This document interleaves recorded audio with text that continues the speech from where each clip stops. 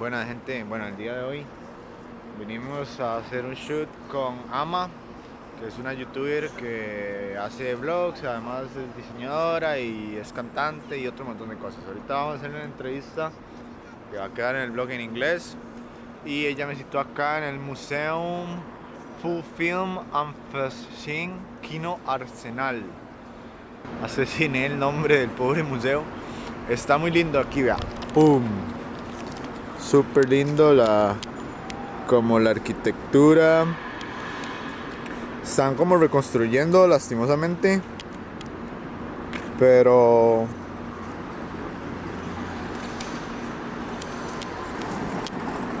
está muy cool.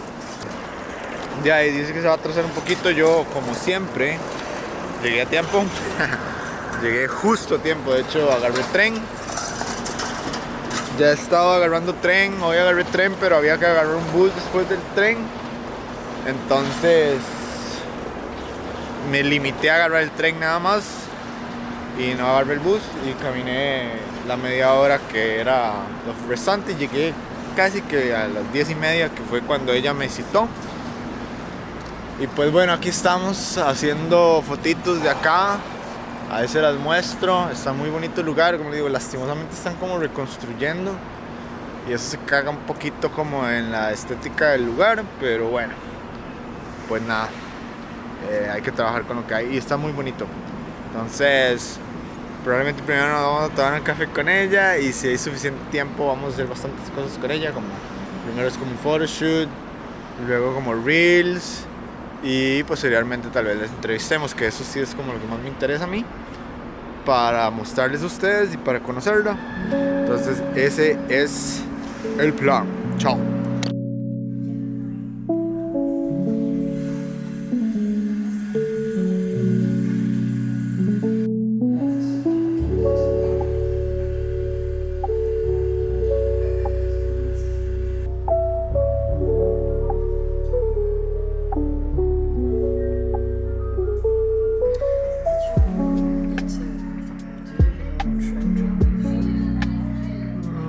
Well, like which one? Like the real German food.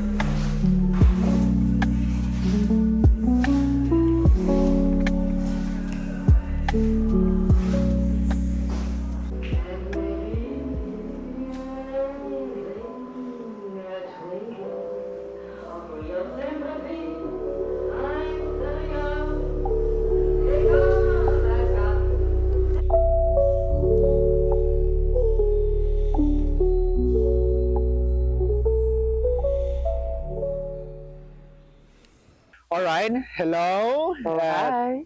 This is another interview for our blog. So we have the lovely Ama.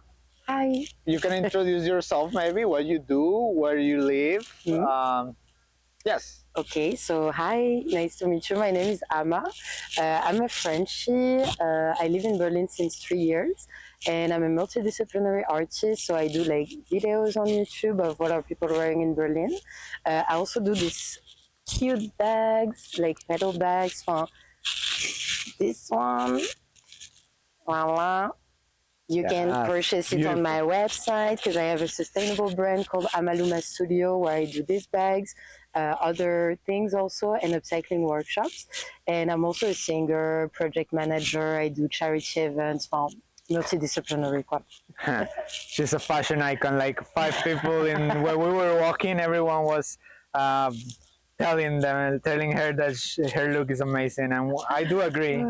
I'm gonna post some of the pictures we took today, so you can look a little bit of what we did. But in this interview, I just want to know a little bit more about maybe your fashion and perhaps how do you create this look? How do you what is the process when you think, hey, this is what I'm gonna wear? How do you start? I know sometimes it cannot be as deep or as poetic, but just the process you have when creating this look you are wearing today. Okay, so today it's a little bit particular because we were doing a shooting, so I'm not wearing this every day. But today, yeah, I just really wanted to be like comfy, first of all, because it's fucking hot in Berlin. And I just created this skirt like a few days ago from Curtains, actually. So I upcycled them. And then it's a set like with a short, very comfortable as well. And I don't know, I just create the styles like mostly depending on my mood. And I will say I'm just a very practical person, like very pragmatical. By example, I'm not like such a jewelry person. I just like to have like one little ring made by a very nice designer also in Berlin, handmade. And yeah, also the hair are big like accessories for me. So I do them. It's not my real hair, but I braid them, and it's also like obviously like to to an homage to my roots, let's say, to my African roots. So stunning. yeah, so it's really everything is part of the outfit, and yeah, I just like to play with which character I'm gonna be today, and yeah, today was a little futuristic, African. Yeah, and it does show. So I think that even though some may say that it's not as complicated, but it is very tasteful. The little things you did to make the outfit work, and I think that that's mostly the important thing. I think that plenty and me including, we try to just put a lot of stuff, and sometimes it's not needed. It's just a matter to put the necessary stuff in the right places to make the look shine, right? Like the glasses, I think that close a lot of the fit, make it pop a little bit. So I really love what you did, especially the skirt is different. Once again, a lot of people have complimented it, so it shows that it's a statement piece, what we call. Yeah. So that's great. So let me see. How do you get into fashion? How this fashion thing get to you? Well, I think fun because I'm also like half French, half Congolese, and it's kind of a thing like for every African people, they know that Congolese people, we have this apology, which is basically the heart of fashion, I will say. It's like bigger than that, but I think I get a lot of my fashion. How do you say? My fashion taste from it. Like honestly, it's kind of cliche, but I think it's a bit in the DNA somehow. Humbly, I get it from my dad. And other than that, yeah, I always loved fashion. I started like when I was a teenager to like thrift a lot in Paris, and then I started like sewing during the first lockdown, so like 2020. I really like learned by myself on YouTube, etc. And yeah, and then piano I did like more and more pieces. I posted like more on my Instagram, and now it's like a proper brand, I will say. Like I have a website, my clothes are also in some shops in Berlin, I do some collabs, etc. So I don't know, it's all came to me, I will say, like while I was doing things, like the more I was doing, the more I was attracting opportunities as well. So yeah, I think I always had a sense of taking that in consideration, the fact that you're into fashion and you somehow have success putting your art out there. What is the best advice you will give to someone that want to pursue a fashion game or a fashion artistic endeavor in their career? Yeah, first of all, thank you so much. But I will say I'm still a baby, like I'm really just doing things, en fait. Like, and I think just doing things with passion. And I guess that, I don't know, by example, this bag was really like, I just started to think like, okay, what would I've liked to wear? What do I want to wear, basically? And that's where people like also resonated with that, like when I stopped thinking about what people want to wear and more what I want to do, and basically being more authentic, then things start happening, I will say. So yeah, I would just like advise to just do it, like just start somewhere. And I mean, it's super cliche to say that, but it's true. Like, because I watched so many videos of like inspiring people when I started, and yeah, it's always the same thing. Like, just do it, and Don't be afraid. voila, don't be afraid. Everybody's scared at the beginning, and yeah, just we're doing this. Be constant, right? Don't be afraid and just keep going. Yeah. Of course, the first time you try something new is not gonna be the best, but as soon as you keep going and going, well, you start becoming better and more confident. And think that confidence is also helping you make people perceive you like you are a pro. And that's a lot about at least not only in fashion but in any creative environment. You gotta be confident, right? You gotta be confident, so people feel that you are sure about what you're doing, and that's I would say at least 50% of the work. Yeah, for sure. I totally agree. I will say also just be confident in yourself, like in what you're doing, more than, I don't know, like more genuine, like a genuine confidence. Because once you start believing in yourself and believing that it's possible for you, the universe will just like give you that, you know what I mean? And also, one thing is that even the most successful people, nobody knows what they're doing. Like, nobody knows exactly what they're doing. If somebody is like, yeah, I get all my shit together, I know perfectly what I'm doing, they're lying. Like, That so connects, I feel like, sure. And I'm sorry to interrupt you. I think that that also connects with another point I wanted to bring up, because when I tell you about the success you have, said that you are all like kind of a baby still. I think that speaks about being humble and how important being humble can be as well.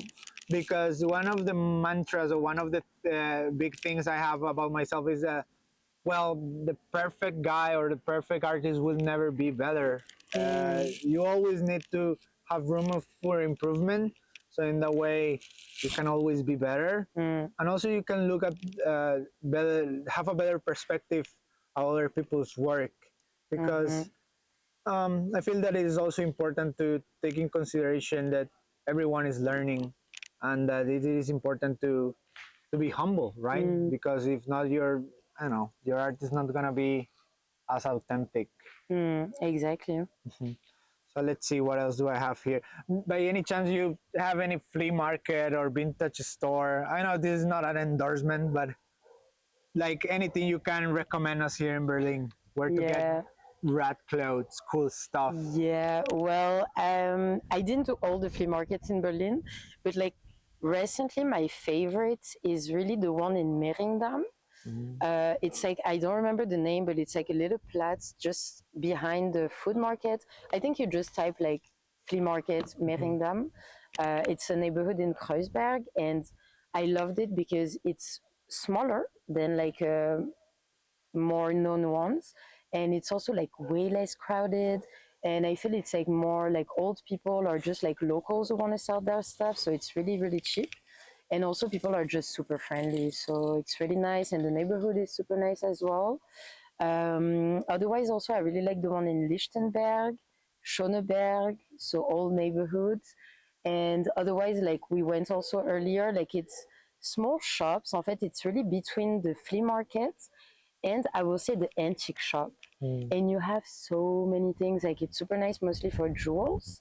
And also if you like look for cameras or like old vases or stuff like this, but voila, it's more like antiques, and this you have it everywhere in Berlin.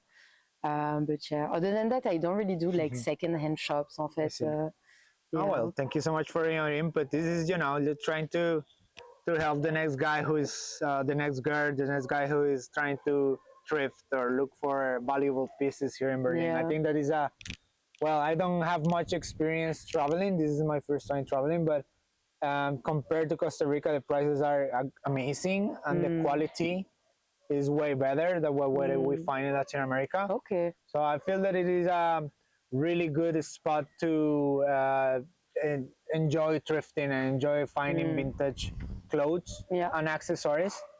So that's mainly why I add this kind of question, just to know, you know, like give a little bit of advice for the next person who will be interested on getting pieces here in Berlin. Yeah, sure.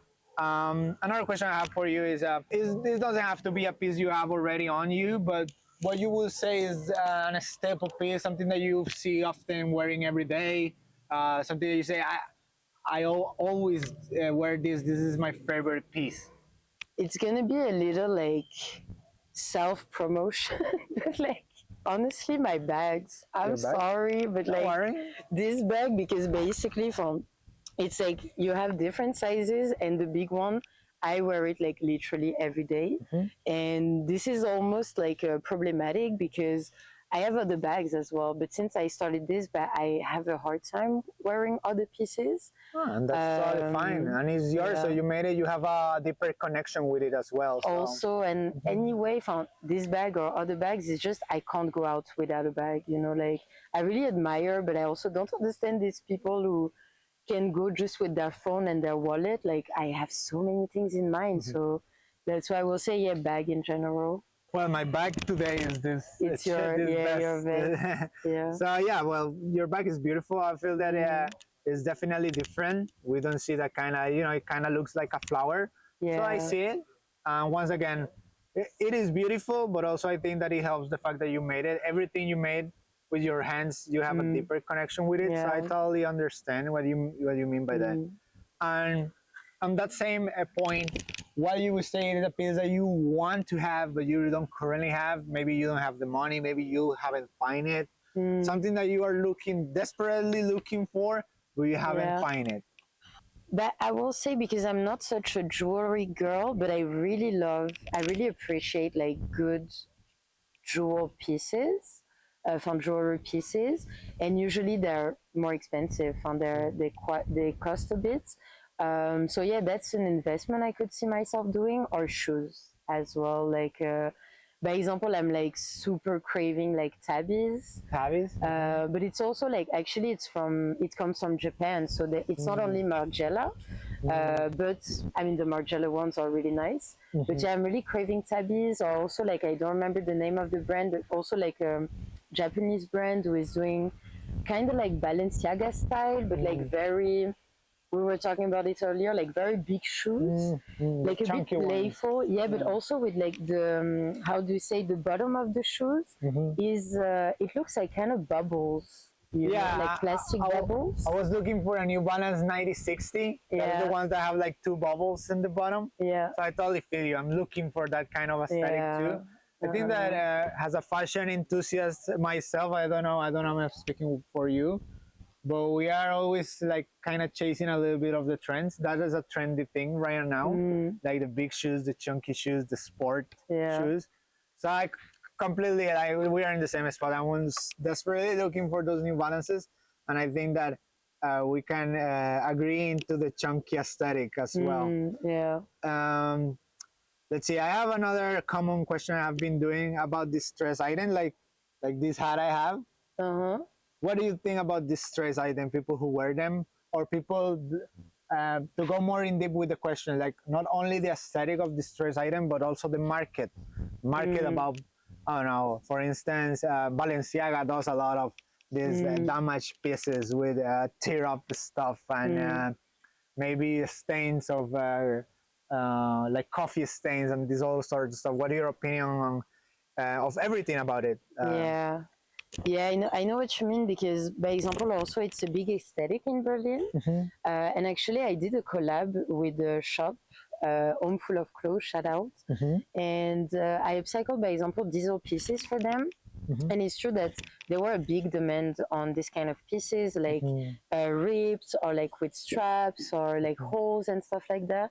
And honestly, I like this aesthetic, not necessarily on me, because I'm I'm more like simple aesthetic, or like More a bit more polished as well. Like that's why more in the aesthetic of the bags, or so it's not really the Berlin aesthetic, but it's really, really strong here. So I really like it. It's just like, by example, for like luxury fashion or like higher brands, Balenciaga, etc. I like it aesthetically, but sometimes I feel it's a little scandalous to like sell a t-shirt like 400 euros with like holes in it, because I'm always looking at it also on the designer perspective that, okay, even though I really respect people's work and I hate when people say that, like, oh my God, I could do that. But I'm sorry, when you sell like a piece 500 and it's basically like a shirt, also not super like good quality, and you just like, alter it, and damage it.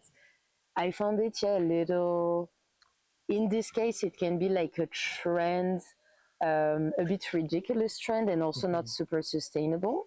Yes. But I really like otherwise just the aesthetic of it. But I will recommend to people either to go see little designers to ask them to do it, or to just upcycle themselves. Like Yes. you don't need to buy 500 euro t-shirts. And you touched the point I wanted to reach, Yeah. basically, because myself, I see. I mean, I was still wearing a lot of the t-shirt I have when I was 15. I still keep them. I bring some of them here. Yeah. I have cut them because this part of the shirt. How do you call this? The armpits. The armpit Yeah. is all messed up because of Yeah. the wearing of the deodorant and the sweat and everything. Yeah. So I end up cutting them, Yeah. and that's so hot right now. Like the band t-shirts, all cut them up because, as I mentioned, I was a metalhead. So all are these metal band t-shirt all washed out. Yeah. They are like brownish, or even sometimes they're like purple because they have Yeah. lost every point of black on them, and now it's like a pop thing. So I see myself still using them because it's kind of trendy, but it is my shirts I bought like 10 years ago. Like I yeah, see yeah. a purpose on doing that because I distress them. I have history with them, Yeah. but I feel a little bit conflicted when big brands does it just to try to acquire an aesthetic that they're not their own. Oh, that's what I feel, because personally I feel that is the aesthetic of someone that has struggles, that have been that maybe not have the nicest stuff, so that's why their stuff is messed up. Yeah.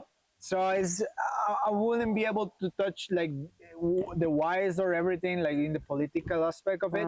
But I don't really like when this big brand starts selling $500 pieces Yeah. with that aesthetic, because it's kind of like disingenuine. Like they are like messing up with my culture of where I come from. Yeah. Yeah. But once again, I'm not the owner, right? Like it's just the feeling or what I feel about it, and that's why I mainly would like to see what you think about it. And I think that we agree a little bit on it. Yeah, definitely. That's why I feel you on that. That the good side of this trend could be also that people are tend less to throw their items once they're damaged. So this is nice. But it's true that on the big brands, or so many designers also played on this wave of like, because you talked about like the political aspect of it, and I feel that also, for example, my way of seeing fashion is like very social as well, not political, but more like it's a social statement as well, like it's how people perceive you,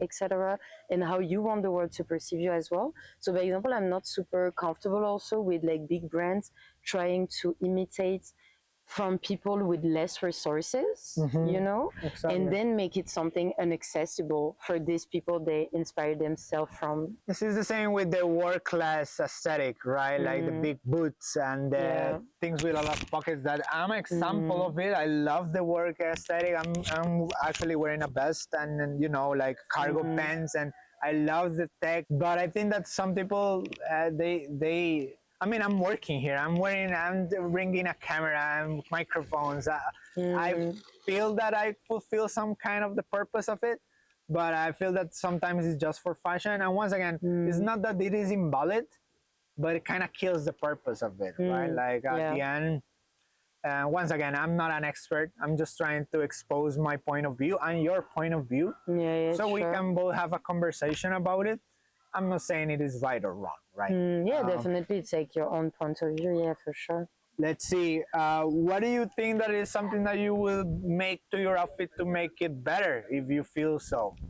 Like something that you say, hey, maybe if I have this look would be better, or like this outfit. Yeah, this outfit. Yeah.